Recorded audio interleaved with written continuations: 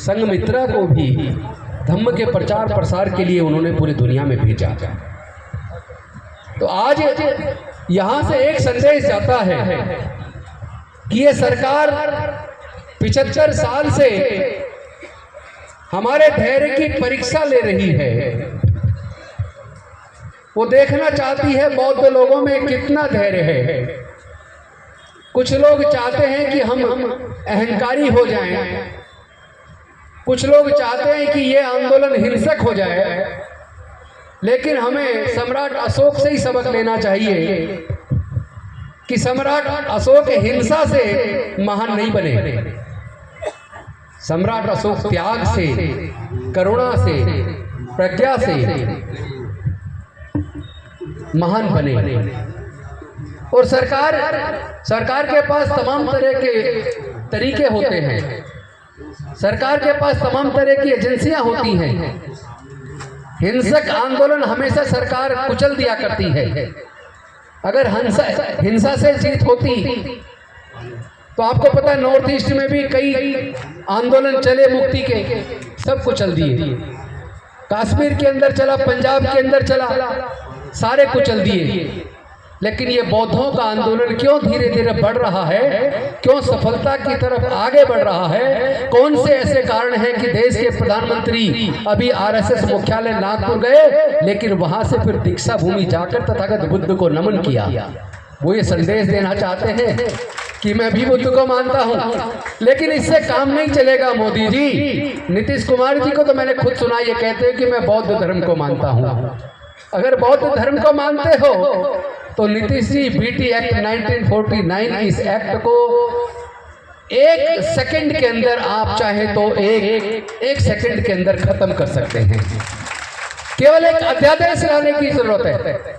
और मुझे इस बात की खुशी है कि भंते सुरई ससई जी के नेतृत्व में 1992 में जब आंदोलन चला, हम उस आंदोलन के शरीक रहे।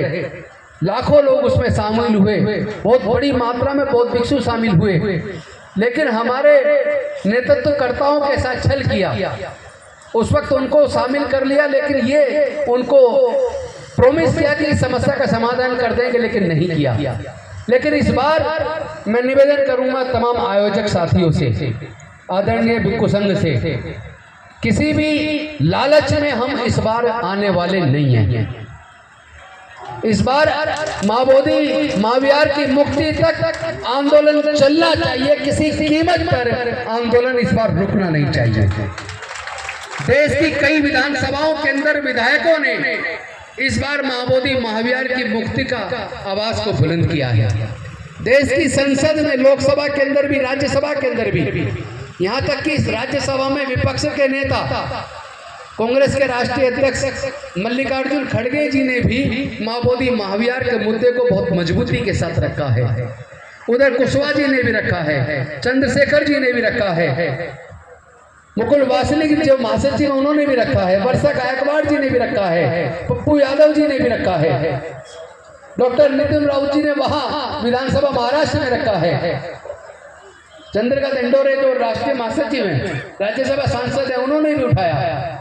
महाराष्ट्र की विधानसभा में भी कई साथियों ने, और यहाँ बिहार की विधानसभा में हमारे सतीश दास जी के बाद उसके बाद कई और विधायकों ने इस बात को उठाया। इसका मतलब आप सब लोग अपना मनोबल बढ़ा कर लीजिए। धीरे धीरे सब लोग बुद्ध के मार्ग पर आएंगे। कोई दूसरा विकल्प दुनिया के पास नहीं है। क्योंकि युद्ध से हो सकता है आप 2-4 लोगों को जीत लो, लेकिन करुणा से बड़े राजा शरणागत हो जाते हैं, अपने अस्त्र शस्त्र त्याग देते हैं। तो हमें करुणा से, मैत्री से, सबका मंगल भाव रखते हुए, पूरा दया, ममता, करुणा, प्रज्ञाशील मैत्री, उसी से शांति के साथ अपने आंदोलन को जितना तेज अब हो गया है, इसको धीरे धीरे इतना बड़ा करना है। क्योंकि ये सच्चाई अब लोग जान गए। जो लोग ईसाई बने, जो लोग मुसलमान बने, जो लोग सिख बने, ऐतिहासिक सच्चाई ये है कि वो भी 80% से ज्यादा उनके पूर्वज बौद्ध थे। और वो लोग भी इतिहास को धीरे धीरे पढ़कर इस सच्चाई को जान रहे हैं। देश के तमाम दलित, पिछड़े, आदिवासी वो भी